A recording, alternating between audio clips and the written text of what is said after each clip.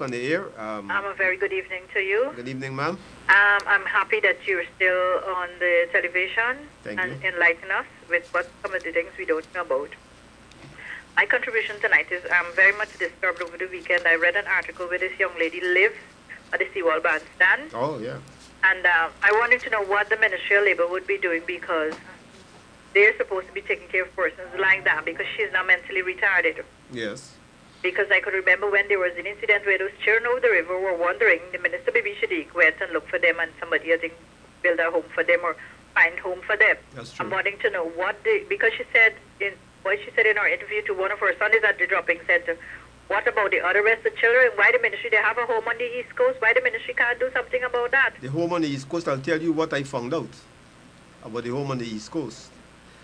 That someone was supposed to build or rebuild a dormitory at President's College, and there was something went wrong with the contract. And so they now have they have children from the President's College occupying the home. The Cheshire home? Yes. Okay, what I would like The Cheshire home, you said? Yeah? No, this is a home. Yeah, the home for street children. For battered women. No. Oh, Okay. the battered, that home there. Yeah. So there's a Cheshire home on the East Coast also? Yeah, by the Mahaika Hospital in the same compound there. Okay. There's a home for children who don't have nowhere to stay. They have boys as well as girls there. I wanted to know what the ministry is doing about that. Okay, thank you for coming through, and I'm quite sure that they will have persons who, because they monitor my program, who will be listening, and I hope that they would take some action. One of the problems is that they don't have enough social workers who would go out there day by day and be proactive in seeking out these problems. They wait until the media come or persons like you call in, and then they try to find out, well, what's going on, and then they would turn up. That is not how they're supposed to operate. They're supposed to be proactive. Go out there, seek out those who are really, falling through the nets. They can't help themselves, and provide some assistance. So thank you very much for calling. Okay, and I'll make contact with you concerning the contribution. Okay. Okay then, bye-bye. Yeah. Okay. Yes, we have a lot of that. We had a lady who was struck down and killed by a motor car, sleeping on the pavement in Regent Street. I think that was just last night. But that's where our country is. Good evening, you're on. Yes, good evening to you, Mr. Waddell. Good evening, sir. I feel very pleased to hear you read the philosophy of Marcus Garvey. Mr. Marcus Garvey. But and even start to say that how we need Africa should have a black king. But as one of my greatest feelings is that we as Africans are not dealing with history in depth. It's not to discredit what Marcus Garvey has said.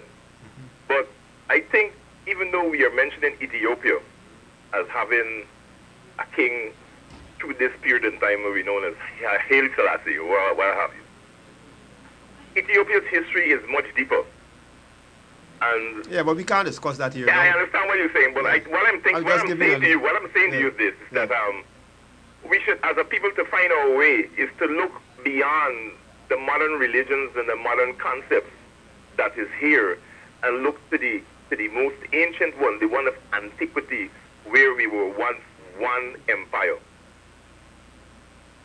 Yeah, you talking about religion, or are you talking about a political? Religion and culture, everything they are all mixed, Yeah. I agree. I understand where you're coming from. Yeah, we need to look at ancient history. I agree with you totally, but it's so much we can do on one program, and tonight. Yes, I understand, but you were within that realm in terms of dealing with Marcus Garvey philosophy. Yeah. And I am seeing his philosophy within that depth. Yeah. Okay. You understand what I'm saying? I understand what you're saying very well. we need to do it. Yes, and I think we should be a time whereby that it should be encouraged that Africans should read a lot more about African history and go. My brother, I would wish that would happen, and I'm encouraging our viewers to seek out these books. Great African Thinkers, edited by Dr. Ivan van Sertima. Yes. You have relatives in the United States, ask them. In England, ask them to purchase sure, the they books can do these things. Great African Leaders, also edited by Dr. Ivan van Sertima. They came before Columbus, edited by Dr. Ivan Van Sorti. They have Africans in the Americas. Ancient Africans were here even before. Yeah, that is correct. Before the Amerindians came. That was correct, And because there was a Norwegian sailor. Thor Heyerdahl is his name. Right, there was a Norwegian sailor who proved that to be correct by using a reed boat. The papyrus Yes, boat. the papyrus reed And boat. sailed from Egypt to North America. So he came as far as 100 miles off the coast of Barbados and proving that's correct and it could have been done. Yeah, because they found evidence that the Egyptians had actually come here. Yeah, there's a lot of information out there. Yes, of course. But I know you're driving along that lines, and tonight, even though we still make an African History Month, I just decided to. Oh, yes. You know what I mean? Quite right. So we got to keep that thread going, even though, you know. Thank you very much. Thank you very much. All right. Yes, we do have a lot of history, a lot of incorrect history that the whites said, that we have to correct, and that African anthropologists, sociologists, archaeologists have found the truth of African history in their diggings throughout the world. They have established that the Africans had actually left Egypt and had sailed across the oceans and had landed in the Americas. We know that the great civilization of the Aztecs, they had small type of pyramids there, in the Incas in Peru, and it's been established that these were founded by Africans. Some of the explorers that came to the Americas also saw, and it is written, I think Montezuma wrote cases where we actually saw Africans in Central America. Yes, good evening, you're on. Hello. Yes, good evening, sir. So I would like to subscribe, but I only go to town about once or twice a month. Okay. Somewhere nearby, or somewhere I go to, I can take the money. Oh, I see. Somewhere close to where? Close to the market area, you mean? Yes, close to the market, like that, yes. Okay. You can climb stairs? Yeah, I can climb stairs, yeah. Okay, good. Go to, you know where they have the Humphreys Pawnbrokery? Humphreys. That's at the corner of Avenue of the Republic and Robb Street. Yes. Right. They have, you see some Rasta brothers there selling cultural items and so on. There's a step. You go right upstairs. That's in Robb Street, yes. In Avenue of the Republic. Yes. In Avenue of the Republic. There's a door going up a step. You go right to the top flat. To Jihad. That's the name of the organization. Yeah. You ask for Mariam, Sister Mariam, and you give it to them, and they will give you a receipt. What's the name you said, also? They are Sister Mariam. Sister Mariam. M-A-R-I-A-M. Mariam. Yes, Sister Mariam. And you tell her what it is for. Yes. And she will give you a receipt, and you can leave it with her. Yeah. Okay, I will do that. And that is pretty close because that is right Avenue Republic on Robb Street. Yes. If you ask the guy downstairs, because you'll see Rasta men selling things, you ask them which step to go up to Jihad. Remember the name Jihad? Yes. And they will show you, because it's right just close to them. Yes, okay. Anything else? Thank you very much. Okay, man. Okay. Yes. You were saying that the African civilization, the ancient African civilization, was extended throughout the world and into these areas even before the people crossed the Bering Straits, those who we now refer to as the Amerindians, and there is evidence of that.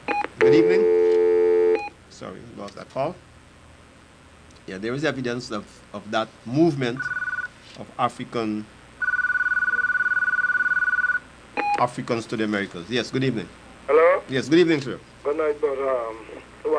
Good night. Enjoy your program. Okay. All those books you're talking about, actually, I got them home. Oh, great. You reading them? Of course, my Black Science Ancient Model. Right. I got one of the Muslim friend give me the beginning. God created a black man by Dr. L. Bailey. Okay. It's a wonderful book. Well, I hope that you're sharing information with some of your friends, you know. Yes, I'm doing that. You're discussing with them, you're talking. Yeah, all the books I got put in the books I deal with. Good, excellent. Yeah, African pictures in my house, too. I got about 12 of them. Very important. African art.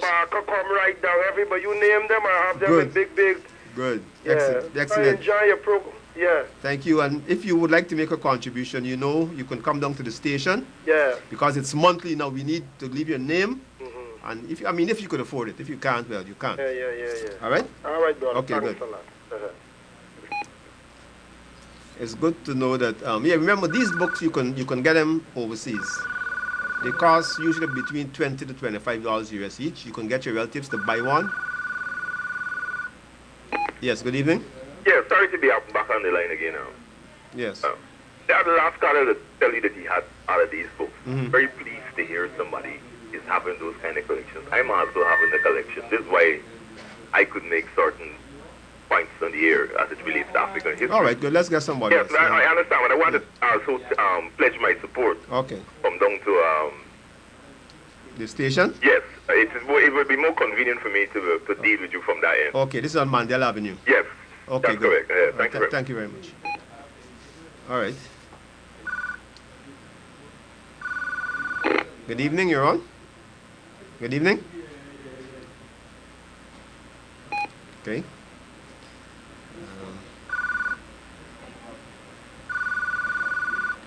Good evening, you're on. Evening, Mr. Waddell. Good evening, sir. Yeah, I'm enjoying your program. Regards to the reading of African literature, I was wondering, I mean, it may not be a good thing for one person to seek out all the books. Is there anything the African organization in Guyana is doing with regards to forming a library where we can have our young folks go and we have a collection of these books? They have a fee so we can more or less encourage the youngsters and even the adults who know to start reading these books, you know, rather than trying to get the whole collection of all these books that you mentioned. That's a great idea.